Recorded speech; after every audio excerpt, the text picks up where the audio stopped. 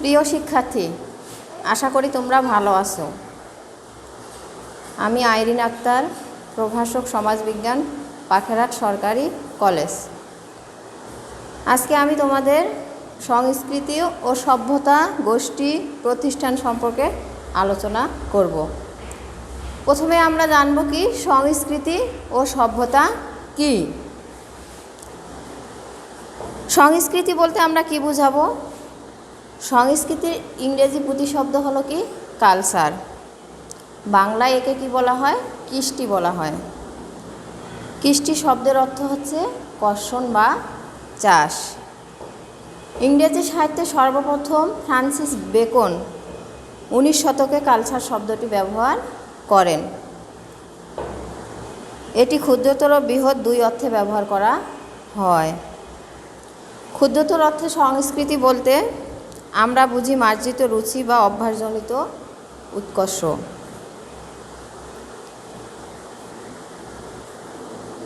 নৃবিজ্ঞানীগণ সংস্কৃতিকে ব্যাপক অর্থে ব্যবহার করেন। তাদের মতে আমাদের জীবনের সব দিকগুলোই হলো কি সংস্কৃতির অন্তর্ভুক্ত। জ্ঞান, বিশ্বাস, কলা, নৈতিকতা, রীতিনীতি, মূল্যবোধ, মার্জিত বিভিন্ন অভ্যাস সবই হচ্ছে কি সংস্কৃতির অন্তর্ভুক্ত। সংস্কৃতি সম্পর্কে এক এক বিজ্ঞানী এক এক রকম সংজ্ঞা প্রদান করেছেন। নৃবিজ্ঞানী ম্যালিনস্কি মতে সংস্কৃতি হলো মানুষের তৈরি বস্তু একটি উপায় যার মাধ্যমে সে তার উদ্দেশ্য সাধন করে। ইবি টেইলরের মতে সংস্কৃতি হলো সমাজের সদস্য হিসেবে অর্জিত আচার আচরণ, ব্যবহার, জ্ঞান, বিশ্বাস, শিল্পকলা, নীতিপ্রথা, আইন ইত্যাদির জটিল সমাবেশই হলো কি সংস্কৃতি। এক কথায় মানুষ তার অস্তিত্ব রক্ষা থেকে শুরু করে দৈনন্দিন প্রয়োজন মেটাতে যা কিছু সৃষ্টি করেছে সেসবের সম্মিলিত রূপই হলো কি সংস্কৃতি। এরপর আমরা জানব কি সভ্যতা কি। সাধারণ অর্থে সভ্যতা বলতে বোঝায় মানুষের সংস্কৃতির একটা নির্দিষ্ট সময়ের গড় ফল, অর্থাৎ মানব সমাজের দীর্ঘ প্রয়াসে প্রাপ্ত সাফল্যের স্থলই হলো কি সভ্যতা। সমসাময়িক অন্যান্য সমাজের সংস্কৃতির চাইতে অগ্রসর বস্তুগত সংস্কৃতি সম্পন্ন সমাজেই সভ্য বা তাদের সংস্কৃতির সভ্যতা। সভ্যতার ইংরেজি প্রতিশব্দ কি? সিভিলাইজেশন। শব্দটি ল্যাটিন শব্দ সিভিলাইজ থেকে এসেছে, যার অর্থ হলো কি নাগরিক। সুতরাং সিভিলাইজেশন শব্দটির অর্থ হলো সুসভ্য নাগরিক সমাজ, যেখানে নগরাষ্ট্রের উদ্ভব ঘটে। দার্শনিক ভলতেয়ার সর্বপ্রথম এই শব্দটি ব্যবহার করেন। সভ্যতা সম্পর্কে বিজ্ঞানীগণ বিভিন্ন মত পোষণ করেছেন। বিভিন্ন বিজ্ঞানী ম্যাকগাইভার বলেন আমাদের সংস্কৃতি হলো আমরা যা তাই এবং আমরা যা ব্যবহার করি তা হলো কি আমাদের সভ্যতা। জিসবাটের মতে সভ্যতা হলো বাহ্যিক ও যান্ত্রিক, জনকল্যাণকর কর এবং উপায়ের সাথে সম্পর্কযুক্ত, কিন্তু সংস্কৃতির কাজ লক্ষণীয়। তাই সংস্কৃতি হচ্ছে অভ্যন্তরীণ, অর্জিত ও সম্পূর্ণ দিক। অতএব বলা যায় সভ্যতা হলো সংস্কৃতির অধিকতর জটিল ও অগ্রগতির ফল, যা বংশ পরম্পরায় লাভ করা যায়। বস্তুত এটি হলো নগর প্রপঞ্চ। নগরের বিকাশের সাথে সাথে সভ্যতার বিকাশ ঘটে এবং নগরের ধ্বংসের সাথে সাথে সভ্যতারও ধ্বংস হয়। তাহলে আমরা সভ্যতা বলতে বোঝাবো কি আমরা যা ব্যবহার করি তা হলো আমাদের সভ্যতা, বা যা তৈরি করি সেটাই হলো আমাদের সভ্যতা।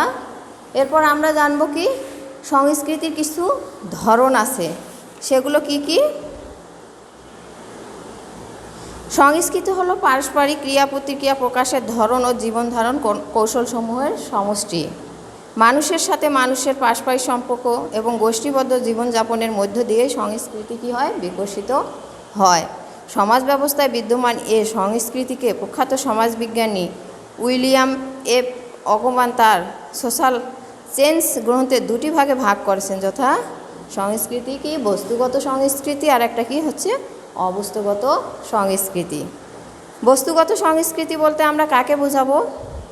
যে সংস্কৃতি মানুষের নির্মিত বস্তু বা দ্রব্যের সঙ্গে সম্পর্কযুক্ত তাকে আমরা কি বলবো? বস্তুগত সংস্কৃতি। কি বাড়ি ঘর, পোশাক পরিচ্ছদ, এগুলোই হচ্ছে বস্তুগত সংস্কৃতি। আর অবস্তুগত সংস্কৃতি বলতে আমরা কি বুঝাবো? মানুষ জীবন ধারণের বিভিন্ন অবস্থায় তার উদ্দেশ্য সাধনের জন্য যেসব অবস্তুগত সামগ্রী বা উপাদান সৃষ্টি করেছে তার সমষ্টি হলো অবস্তুগত সংস্কৃতি। যেমন কি মানুষের চিন্তা চেতনা, ধ্যান ধারণা, চালচলন, কথা, রীতিনীতি, আবেগ, উচ্ছ্বাস ইত্যাদি হলো কি অবস্তুগত সংস্কৃতি। এই বস্তুগত আবার অবস্তুগত সংস্কৃতির মধ্যে কি আছে? পার্থক্য আছে। সেগুলো কি? বস্তুগত সংস্কৃতি হলো মানুষের বস্তুগত সৃষ্টি, আর অবস্তুগত সংস্কৃতি হলো মানুষের অবস্তুগত সৃষ্টি। বস্তুগত সংস্কৃতির সাথে বাহ্যিক আচার আচরণের সম্পর্ক রয়েছে, আর অবস্তুগত সংস্কৃতির সাথে কি আছে? ব্যক্তি মনের অভ্যন্তরীণ ব্যাপার থাকে। বস্তুগত সংস্কৃতির গতি অপেক্ষাকৃত কি দ্রুত, অন্যদিকে অবস্তুগত সংস্কৃতি অপেক্ষাকৃত ধীর গতিতে চলমান। দক্ষতার ভিত্তিতে বস্তুগত সংস্কৃতি পরিমাপ করা যায়, আর অবস্তুগত সংস্কৃতি বিচার ও মানসিক উৎকর্ষের ভিত্তিতে পরিমাপ করা হয়। বস্তুগত সংস্কৃতি উত্তরাধিকার সূত্রে লাভ করা যায়, আর অবস্তুগত সংস্কৃতি কি করতে হয়? অর্জন করতে হয়। বস্তুগত সংস্কৃতির অবদানকে অতি সহজেই উপলব্ধি বা গ্রহণ করা যায়, আর অবস্তুগত সংস্কৃতির অবদানকে সাধারণ মানুষ অতি সহজে উপলব্ধি বা গ্রহণ করতে পারে না।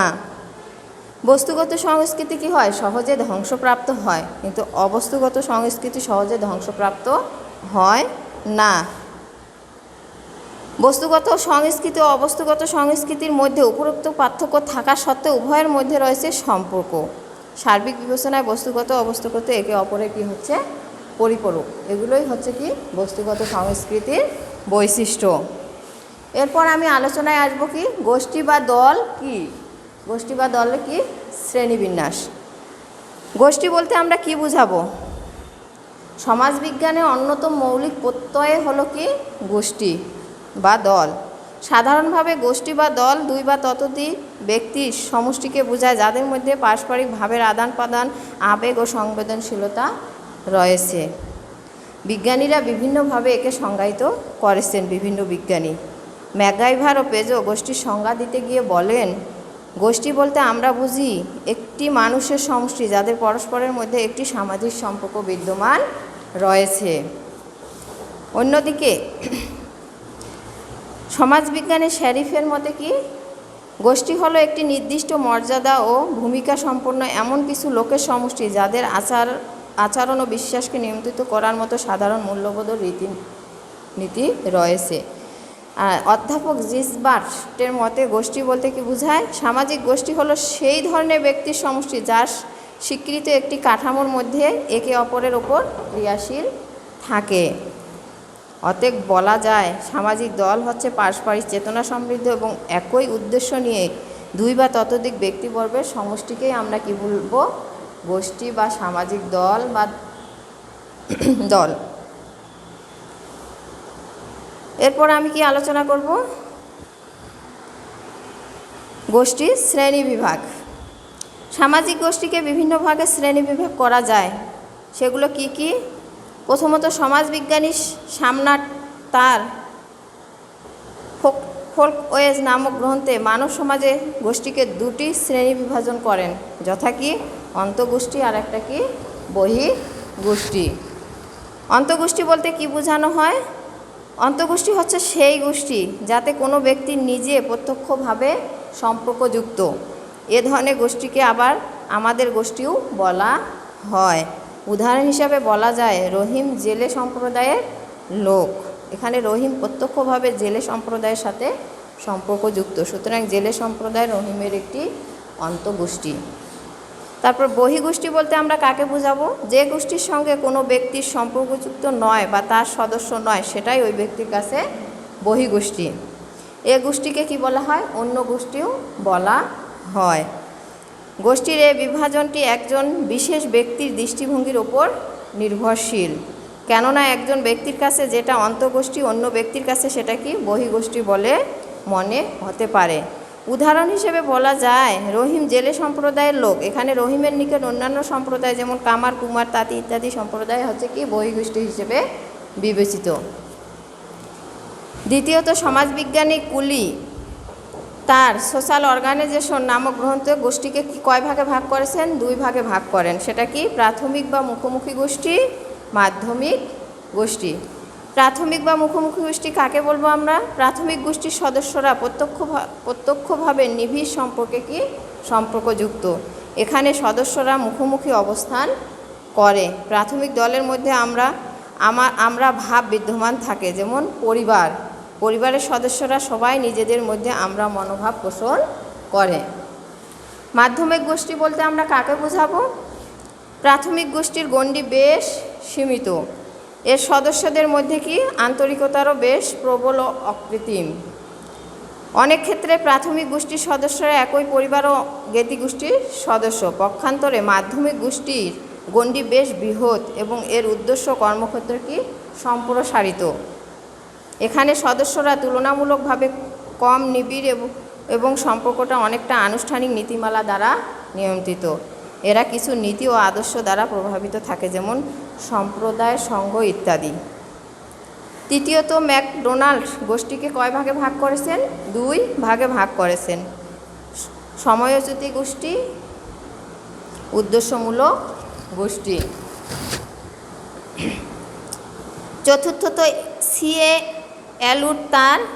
এলুট গোষ্ঠীকে কি কয়েক ভাগে ভাগ করেন? সেগুলো কি অনৈচ্ছিক ও ঐচ্ছিক গোষ্ঠী, প্রাতিষ্ঠানিক এবং অপ্রাতিষ্ঠানিক গোষ্ঠী। অনৈচ্ছিক ও ঐচ্ছিক গোষ্ঠী বলতে আমরা কাকে বোঝাবো? পরিবার, নগর এবং রাষ্ট্রকে কি অনৈচ্ছিক গোষ্ঠী উদাহরণ, কেননা এখানে ব্যক্তি ইচ্ছা করে নয় এবং জন্মগতভাবে সদস্যপদ লাভ করে। অপরপক্ষে রাজনৈতিক দল, সংঘ, সংস্কৃতির সংঘ ঐচ্ছিক গোষ্ঠীর উদাহরণ, কেননা এখানে ব্যক্তি স্বেচ্ছায় ও সচেতন মনে সদস্য হিসেবে যোগদান করে। তারপরে কি প্রাতিষ্ঠানিক এবং অপ্রাতিষ্ঠানিক গোষ্ঠী। স্থায়ী গোষ্ঠী যেমন চার্চ ও বিশ্ববিদ্যালয় হচ্ছে কি প্রাতিষ্ঠানিক গোষ্ঠীর উদাহরণ। আর অস্থায়ী গোষ্ঠী বলতে কি বোঝানো হয়? জনতা, ক্রিয়া সংঘ ইত্যাদি হচ্ছে অপ্রাতিষ্ঠানিক গোষ্ঠীর উদাহরণ। পঞ্চমত, পার্ক ও বাজেস গোষ্ঠীকে আরও কয়েকটি ভাগে ভাগ করেন। সেগুলো কি কি? স্থানভিত্তিক গোষ্ঠী, অস্থানভিত্তিক গোষ্ঠী। স্থানভিত্তিক গোষ্ঠী বলতে আমরা কী বোঝাবো? যেসব গোষ্ঠী কোনো একটি নির্দিষ্ট এলাকায় গড়ে ওঠে তাকে আমরা কি বলবো? স্থানভিত্তিক গোষ্ঠী, যেমন সম্প্রদায় ও রাষ্ট্র। আর অস্থানভিত্তিক গোষ্ঠী বলতে কাকে বোঝাবো? কোনো নির্দিষ্ট স্থানে আবদ্ধ নয় এমন গোষ্ঠীকে কি বলবো? অস্থানভিত্তিক গোষ্ঠী, যেমন সামাজিক শ্রেণী, জাতি, বর্ণ, এগুলোকে কি বলবো? অস্থানভিত্তিক গোষ্ঠী। পাক ও বাজেজ উপরোক্ত শ্রেণীবিভাগ ছাড়াও গোষ্ঠীর একটি ব্যাপক শ্রেণীবিভাগের কথা উল্লেখ করেন। এগুলো হলো পরিবার, ভাষা, নরবংশগত গোষ্ঠী, স্থানভিত্তিক গোষ্ঠী, দ্বন্দ্বমূলক গোষ্ঠী, সামাজিকভাবে খাপ খাইয়ে চলা সংগঠিত গোষ্ঠী। এগুলোই হচ্ছে কি গোষ্ঠী বা দলের শ্রেণী বিভাগ। এরপর আমি আলোচনায় আসবো কি সংঘ সম্প্রদায় কি, এর মধ্যে কি কিছু পার্থক্য আছে। সংঘ বলতে আমরা কাকে বোঝাবো? সমাজ জীবনে ব্যক্তির সাথে ব্যক্তির সামাজিক সম্পর্ক বিভিন্নভাবে প্রতিফলিত হয়। সংঘ বা সমিতি সামাজিক সম্পর্কের বহিঃপ্রকাশে আরেকটি সুশৃঙ্খল রূপ। সমাজ সভ্যতার বিবর্তনের সাথে সাথে মানুষের আচার আচরণ, রূপগত চাহিদাতেও পরিবর্তন এসেছে। পরিবর্তনশীল সমাজ ব্যবস্থা যখন 2 বা ততোধিক ব্যক্তি সুনির্দিষ্ট উদ্দেশ্য সামনে রেখে একত্রিত হয়ে এ লক্ষ্য অর্জনে ঐক্যবদ্ধভাবে কাজ করে, তখন তাকে আমরা কি বোঝাবো? সংঘ। সংঘের সংজ্ঞা দিতে গিয়ে ম্যাকগাইভার বলেন কি, ম্যাকগাইভার ও পেজোয়ের মতে যখন কোনো উদ্দেশ্য সাধনের নিমিত্তে মুষ্টিমেয় লোক সমাজবদ্ধ হয় তখন তাকে আমরা কি বোঝাবো? বলবো সংঘ। অগভান ও নিমকফের মতে সমিতি হলো সেই সংগঠন যা বিশেষ কোনো উদ্দেশ্যকে কেন্দ্র করে গড়ে উঠেছে এবং সুনির্দিষ্ট নিয়মনীতি অনুসারে এর সদস্যগণ কী করে? কাজ করে। এক কথায় আমরা সংঘ বলতে কাকে বোঝাবো? একটি সংগঠিত জনসমষ্টি যার সদস্যরা সামাজিক, রাজনৈতিক, অর্থনৈতিক উন্নতির লক্ষ্যে তাদের সম্মিলিত প্রচেষ্টায় কর্মরত থাকে, তাকেই আমরা কি বোঝাবো? সংঘ। আর সম্প্রদায় আমরা কাকে বলবো? ইংরেজি কমিউনিটি শব্দের বাংলা প্রতিশব্দ হচ্ছে কি? সম্প্রদায়। একদল লোক যখন কতগুলো সাধারণ স্বার্থ এবং অনুভূতি, একই আচার ব্যবহার এবং রীতিনীতিতে প্রণীত হয়ে ঐক্যবদ্ধভাবে মিলেমিশে সুখে স্বাচ্ছন্দ্যে জীবনযাপন করে, তখনই সম্প্রদায় গঠিত হয়েছে বলা হয়। এ সম্প্রদায় ক্ষুদ্রাকারে কিংবা বৃহৎকারে হয়ে থাকে, অথবা একাধিক উদ্দেশ্য নয়, বরং তাদের জীবনের সামগ্রিক প্রয়োজনসমূহ মিটিয়ে থাকে। সম্প্রদায় স্ফূর্তভাবে গঠিত হয়ে থাকে, এর কোনো স্বার্থ কিংবা উদ্দেশ্য নির্ণীত হয় না। সম্প্রদায় বলতে এমন একটি জনগোষ্ঠীকে বোঝায় যারা একই রীতিনীতি, প্রথা, প্রতিষ্ঠান, আচার ব্যবহার, জীবনযাপন প্রণালীতে অভ্যস্ত এবং চেতনা প্রবলভাবে সচেতন, যেমন হিন্দু সম্প্রদায়, মুসলমান সম্প্রদায়, গ্রাম্য সম্প্রদায় ইত্যাদি। সমাজবিজ্ঞানী ম্যাকআইভার ও পেজো বলেন, যখন কোনো ছোট বা বড় গোষ্ঠীভুক্ত সদস্যরা এমনভাবে বসবাস করে যে তারা কোনো বিশেষ স্বার্থে অংশগ্রহণ না করে এক সাধারণ জীবনের মৌলিক প্রয়োজনে অংশগ্রহণ করে, তখন তাকে আমরা, সেই গোষ্ঠীকে আমরা কি বলবো? সম্প্রদায় বলি। অগপানো নিমকপ বলেন, সম্প্রদায় হচ্ছে এক বা একাধিক জনগোষ্ঠী যারা একটি অঞ্চলে বসবাস করে। অতএব বলা যায় সম্প্রদায় হলো এমন একটি এলাকা যেখানে সমজাতীয় জীবনযাত্রা অভ্যস্ত জনগোষ্ঠী পরস্পর সংহতি বোধের মাধ্যমে একত্রে কি করে? বসবাস করে, তাকেই আমরা কি বলবো? সম্প্রদায়। সংঘ সম্প্রদায়ের কি আছে? কিছু পার্থক্য আছে, সেগুলো কি কি? স্বার্থ উদ্দেশ্যের ভিত্তিতে একটি এলাকার জনগণ হলো সম্প্রদায় এবং এক বা একাধিক সাধারণ উদ্দেশ্য সাধনের জন্য সংগঠিত দল হলো কি? সংঘ। সম্প্রদায়ের জন্য সাম্প্রদায়িক মনোভাব প্রয়োজন, কিন্তু সংঘের জন্য সাম্প্রদায়িক মনোভাবের প্রয়োজন নেই। সম্প্রদায় একটি স্থায়ী সংগঠন, কিন্তু সংঘের নির্দিষ্ট স্থায়িত্ব নেই। সম্প্রদায়ের উদ্দেশ্য সহজেই বোঝা যায়, কিন্তু সংঘের উদ্দেশ্য কি? অনুমান করা যায় না। সম্প্রদায় কোনো সংগঠনের অধীন নয়, পক্ষান্তরে সংঘ কি? কোনো সম্প্রদায়ের অধীনস্থ। সম্প্রদায়ের মধ্যে সদস্যরা তাদের উদ্দেশ্য পূরণ করতে পারে, কিন্তু সংঘের মধ্যে কি? উদ্দেশ্য পূরণ করতে পারে না। একটি সম্প্রদায় সংগঠিত হয় দীর্ঘ সময় সাপেক্ষে, কিন্তু সংঘ যে কোনো সময়ে সংগঠিত হতে পারে। এগুলোই হলো কি আমাদের সংঘ সম্প্রদায়ের মধ্যে পার্থক্য। এরপর আমি আলোচনা কি আসবো? প্রতিষ্ঠান কি আর প্রতিষ্ঠানের শ্রেণীবিন্যাস।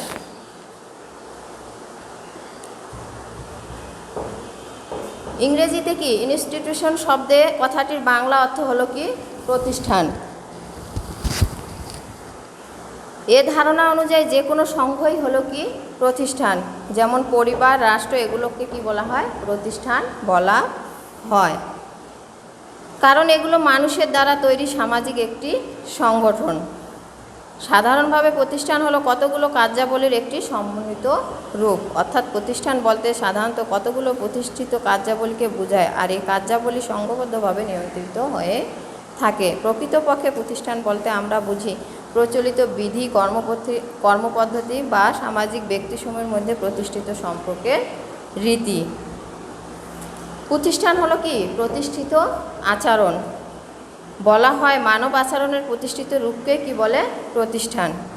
প্রতিষ্ঠান সম্পর্কে কি বার্নস বলেন, যা কিছু সামাজিকভাবে প্রতিষ্ঠিত সেটাই হলো কি? প্রতিষ্ঠান। ম্যাকআইভারের মতে অনুষ্ঠান বা প্রতিষ্ঠান হচ্ছে সামাজিক কার্যপ্রণালীর প্রতিষ্ঠিত প্রথা, প্রক্রিয়া বা নিয়মাবলী। অতএব বলা যায় সামাজিক জীবনে যা কিছু মহান, যা কিছু সুন্দর, সেগুলোই মানুষ কতগুলো কার্যপ্রণালীর মাধ্যমে সম্পন্ন করে থাকে। এই কার্যপ্রণালীগুলো সমাজ কর্তৃক প্রতিষ্ঠিত ও স্বীকৃত। এই প্রতিষ্ঠিত কার্যপ্রণালীকে আমরা কি? প্রতিষ্ঠান বলে থাকি। এরপর কি? প্রতিষ্ঠানের শ্রেণী বিভাগ।